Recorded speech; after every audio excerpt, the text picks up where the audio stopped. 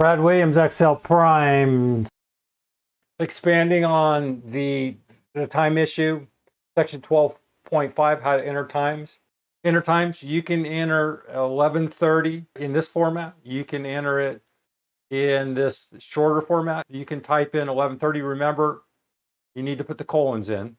The way Excel recognizes this is the AM and PM. So be sure to enter your numbers. This is military time here.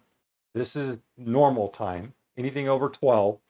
If you want to enter 1:30 p.m., hit 1:30, 1:30, and be sure to put PM. Excel will modify this to the 1:30 p.m. and recognize it up here in the formula bar as 1:30 p.m. It's just some numbers. I set it up as random numbers. And what does that mean? That means I set a time. I put in a rand, and we'll get into what this is later, but this is just for formatting. And you hit F9, and this will just show different times. They're random times. And we use a floor.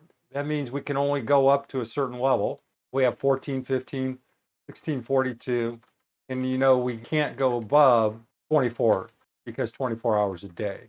But that's just a quick overview of entering times. As I keep pointing out, Excel tries to overrule everything when you're inputting stuff into Excel. Here's a tip: when you create a formula that refers to a cell containing a date or a number, Excel sometimes automatically formats the formula cell as a date, and this will drive you crazy. If that happens, you need to overwrite this. You have to go up to home, number format, and go into the general category up here.